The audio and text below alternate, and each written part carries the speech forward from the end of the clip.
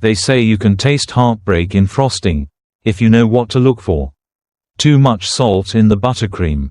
A crack along the fondant that wasn't there the night before. The way the vanilla suddenly tastes flat, like something gave up inside it.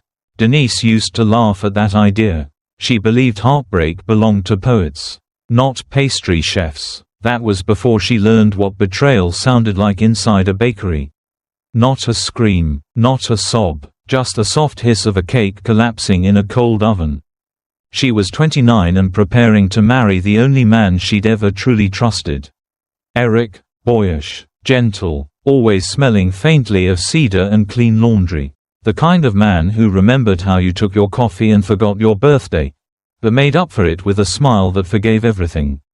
They met over spilled espresso and a broken tart shell at a wedding tasting 7 years ago. She'd been furious. He'd made her laugh. Their life was slow built. Like a layer cake done right. Sponge. Filling. Patience. And now, 3 days from their wedding, Denise was frosting the final tier of their cake. It was the one she'd always dreamed of. Orange blossom sponge. Lemon custard filling. Sugared rose lattice. 3 tiers of craftsmanship and hope. She made it herself, against all advice. Everyone warned her not to.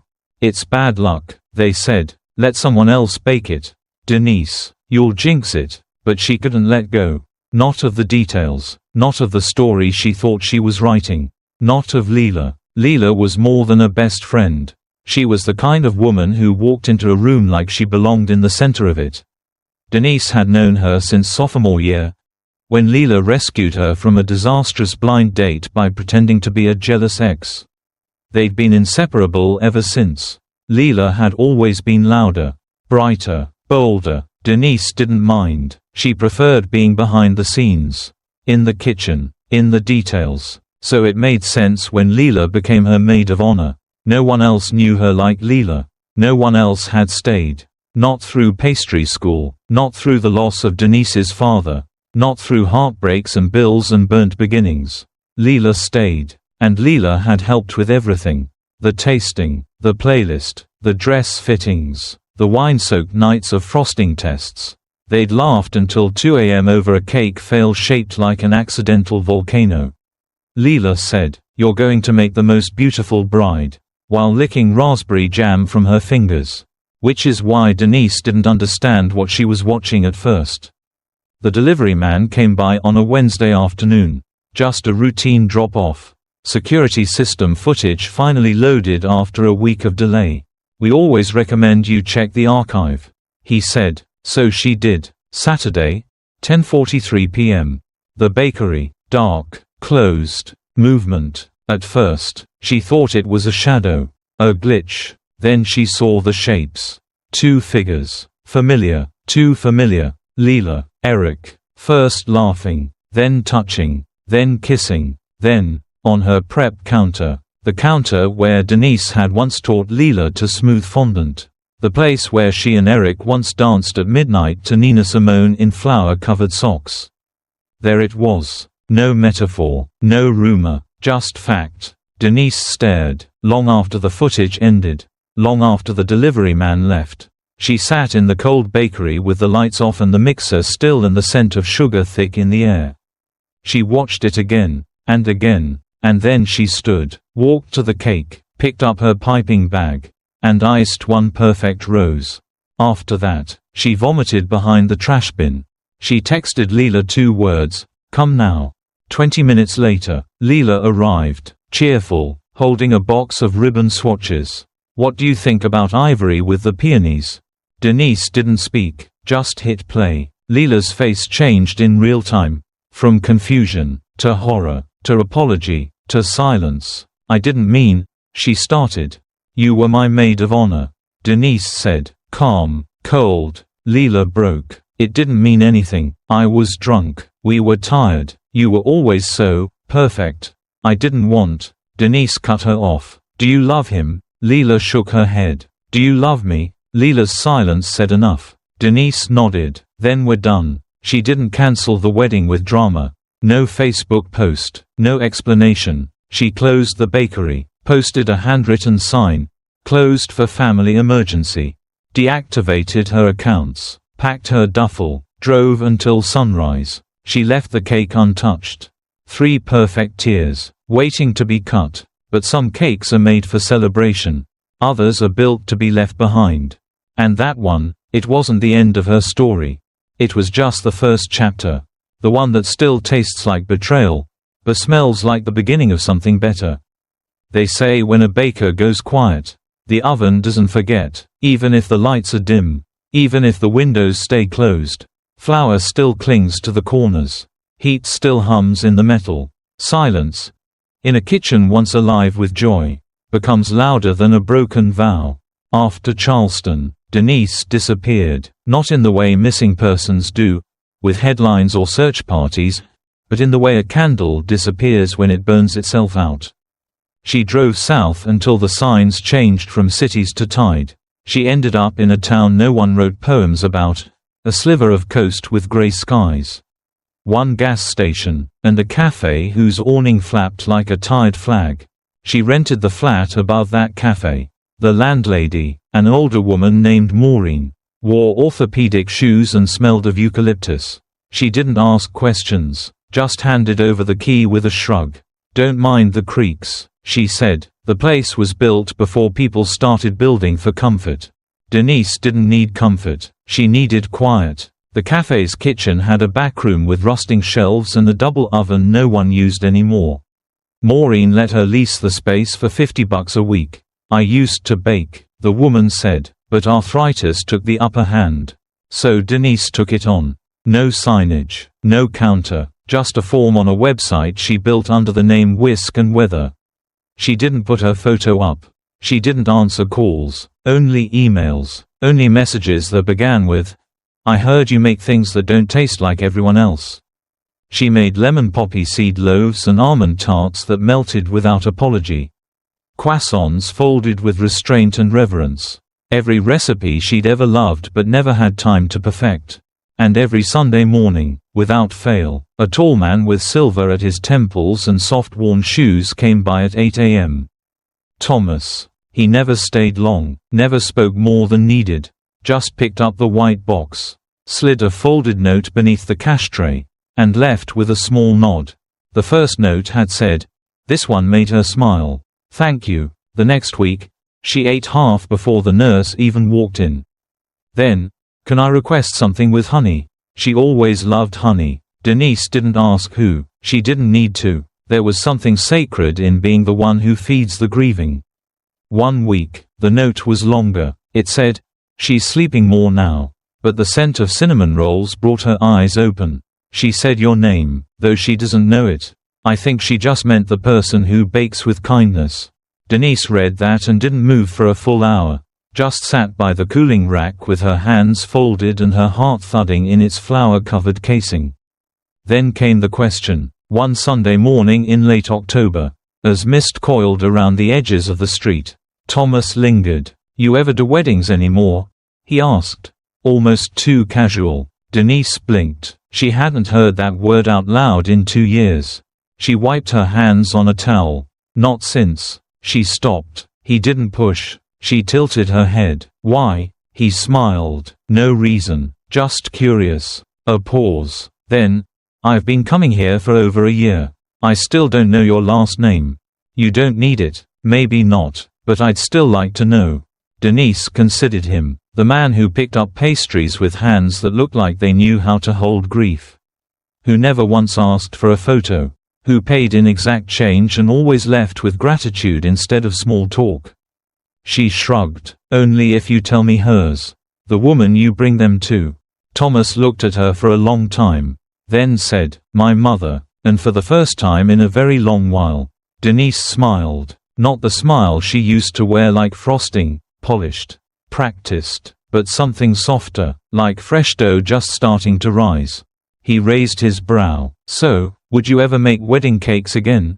Denise didn't answer right away.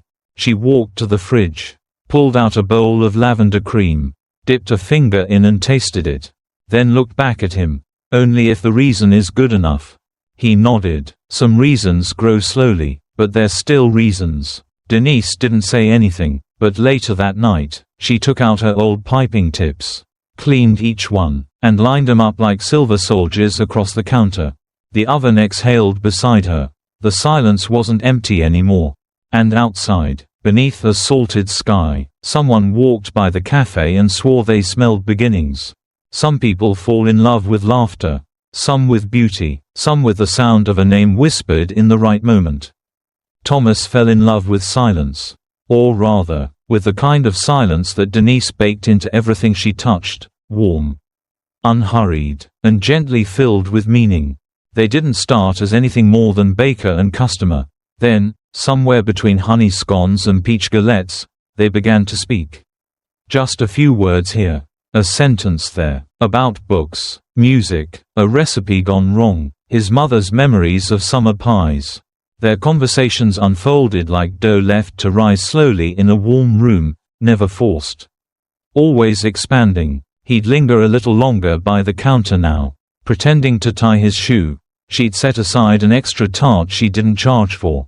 Too caramelized, she'd say. He'd smile and call it perfect. One rainy afternoon in February, Thomas returned with no box to pick up. Just a folded note that read, "Dinner. Friday, my place." No expectations. Just stew and stories. Denise stared at it for a full minute. She almost said no, almost typed a polite decline. But she didn't, because somewhere deep in her, beyond the scars and sugar, something new was rising. Friday arrived. She wore jeans and a scarf she hadn't touched since Charleston. No makeup. She didn't bring dessert. His home was a low-slung craftsman tucked between weathered pine trees. His mother, Ruth, greeted her at the door with a cane and a hug that smelled of bergamot. "You must be the cake woman," she said. "My son's been tasting things differently since you came along." Dinner was stew, as promised, root vegetables, slow-cooked beef, rosemary from the back garden. Ruth told stories about her time as a music teacher, about the boys who tried to flirt by playing out-of-tune Chopin. Denise laughed until her stomach hurt. When Ruth went to bed, Thomas lingered by the sink, drying dishes. "Did you ever think," he asked, not turning, "you'd end up here? Not in a million cakes." She replied. He laughed, that soft, honest kind of laugh that only comes when nothing is being performed. Over the next months, they became something. No announcement, no labels, just weekends spent rebuilding Ruth's garden. Early mornings sipping coffee in silence. Denise started baking again, not for orders, but for joy. She brought pies to the postman, croissants to the nurses at the clinic. One evening, she brought over a cake. Thomas opened the lid and paused. It was small, layered with fig and honey, decorated with sugared herbs and a single edible flower. On the side, she'd piped the words, "If I ever married again." He didn't ask. He just cut a slice and ate it. Slowly, reverently. When he finished, he looked at her and said, "It would be in the garden, wouldn't it?" She nodded. "I'll plant more lavender." They didn't get engaged that night, but it was understood. By spring, he gave her a ring made from a family heirloom, his great-grandmother's sapphire, reset into a simple band. She said yes, quietly, without tears, just a long exhale that said, "Finally." The wedding was planned for September. A small gathering in Ruth's garden. Friends from the cafe, some of Ruth's former students, the local librarian who always slipped extra cookbooks into Denise's stack. Denise didn't send invitations to her past. Not to Charleston, not to Leela, not to Eric. But fate, it seems, doesn't wait for an RSVP. Because 3 weeks before the wedding, the cafe took on a new part-time barista. A traveler passing through. He wore mirrored sunglasses, a familiar gait, a crooked smile Denise once knew better than her own reflection. Eric. And 2 days later, she saw her, Leela, on the patio, carrying a coffee she hadn't paid for, laughing too loudly, wearing that same red lipstick. Denise stood behind the counter. Neither of them recognized her. Not yet. The morning of the wedding broke soft and golden. Dew still clung to the lavender lining the stone path in Ruth's garden. And dragonflies skimmed the surface of the small lake behind the house, stitching light across the water. The white folding chairs had been set out at dawn, perfectly aligned under ribbons of linen draped between trellises. Tablecloths fluttered gently in the breeze. The air carried notes of rosemary, sage, and cinnamon. Inside the guest room, Denise stood at the mirror fastening the final button of her dress. It wasn't the one she dreamed of at 29. Back when life seemed orderly and futures came with RSVPs and rehearsal dinners. That gown had layers of jewel and tragedy. This one was different. Simple ivory silk, a boat neckline that kissed her collarbones. Sleeves like whispering prayers. No train, no veil, just clean lines and quiet defiance. It fit like a second skin, elegant, understated, and radiant without apology. Ruth entered with a corsage of eucalyptus and sage. She paused in the doorway, her hand resting on the wooden frame, eyes glistening. "You look like peace," she whispered. Denise met her gaze in the mirror and smiled gently. Not quite peace, but something close enough to live in. Outside, the garden stirred to life. Guests began to gather, brushing pollen from their dresses and adjusting collars. The florist's assistant placed sprigs of lavender into mason jars, tying them with twine. A violinist tuned gently beneath the rose trellis. The catering team began their quiet shuffle along the perimeter. There were maybe 40 guests total. Friends from the cafe, a few of Thomas's old colleagues, some of Ruth's former students, now parents with toddlers in tow. The local librarian, who always slipped extra cookbooks into Denise's checkout stack. It was enough, exactly enough. By 2 o'clock, the sun was high but merciful. Thomas waited at the end of the aisle, wearing navy linen and a crooked smile that made her breath catch. The moment Denise stepped out from behind the garden gate, the world narrowed. There was no music. There didn't need to be. People turned, smiled, sighed, but all she saw was him. And all he saw was her. They exchanged vows under the willow tree Ruth had planted the year Thomas was born. The breeze carried their words through the leaves like a lullaby. Rings were slid onto fingers that knew loss. And when he kissed her, it wasn't the beginning, it wasn't the end. It was the confirmation of a journey walked through ash and sugar. The reception took place beneath a canopy strung with fairy lights. Tables glowed with votive candles and pitchers of lemonade. Platters of roasted vegetables, fresh baked bread, rosemary chicken, and fruit tarts from the cafe lined the buffet. Guests mingled between laughter and second helpings. A vintage champagne cart rolled through the aisles, pushed by catering staff dressed in neat black uniforms. And that's when Denise saw her. The woman pouring champagne at the second table. Dressed in black, apron tied too tightly, dark hair pulled back too sharply, lips pressed into a neutral line. Leela. Her hair was shorter now. Nails chipped, eyes dull with fatigue. The vibrance she once wielded like a blade had dulled into something utilitarian. Denise froze mid-sentence. Leela didn't see her at first. She was focused on the glasses. On not spilling. On getting through another gig in a long summer of gigs. She moved methodically, eyes scanning the table. Then she looked up, and their eyes met.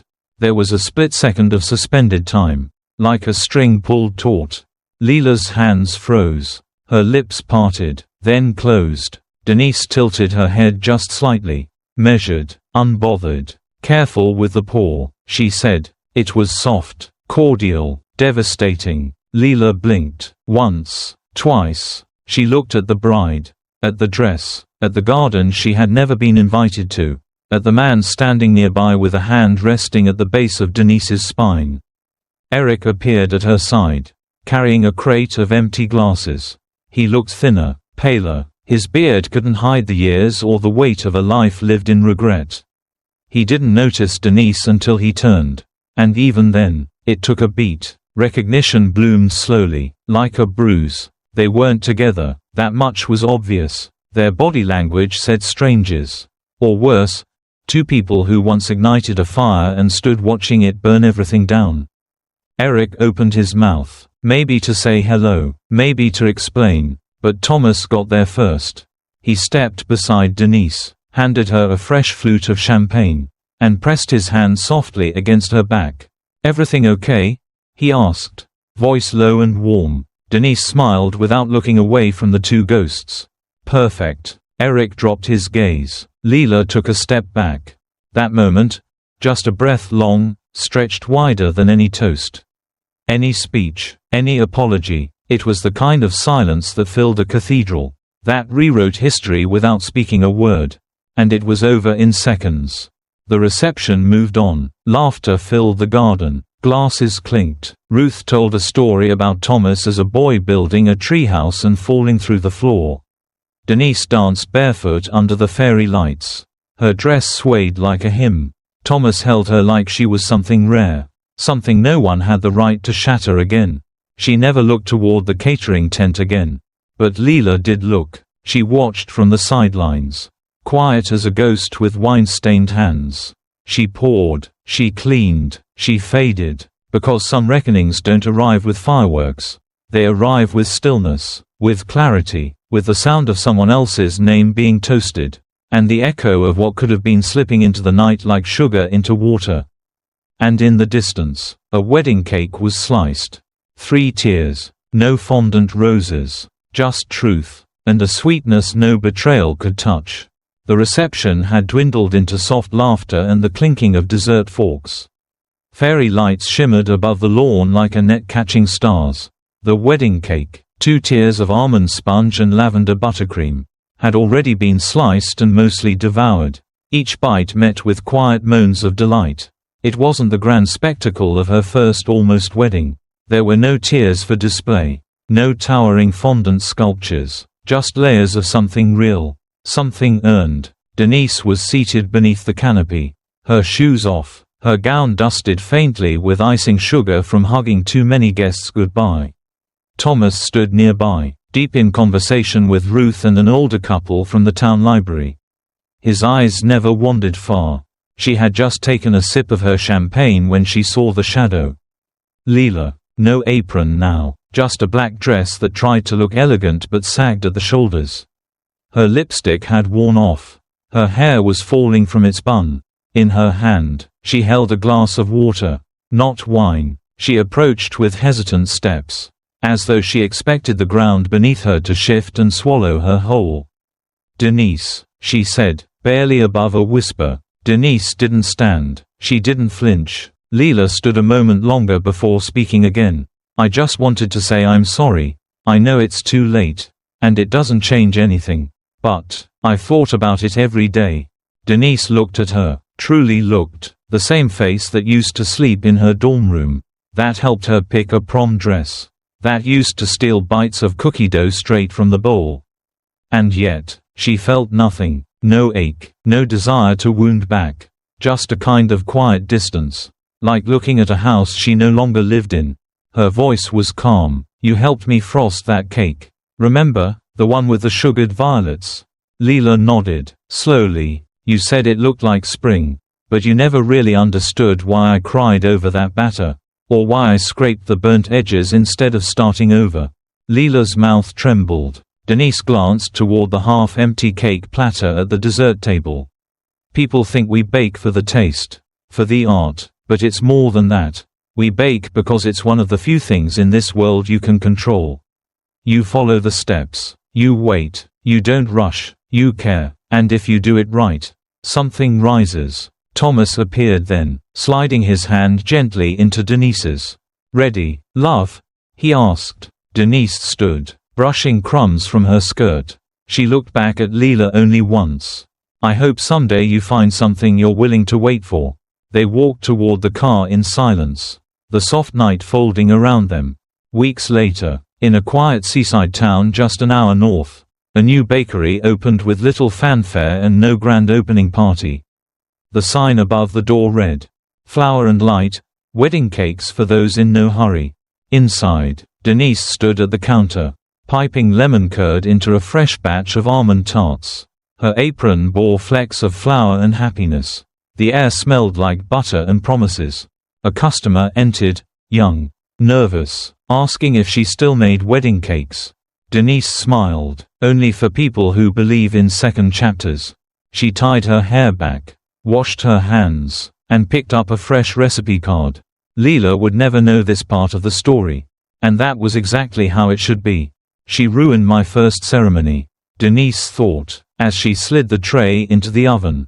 But I made sure she served at the one that mattered. Outside, morning light caught the edges of the bakery windows, turning sugar into gold. And inside, something sweeter was always rising.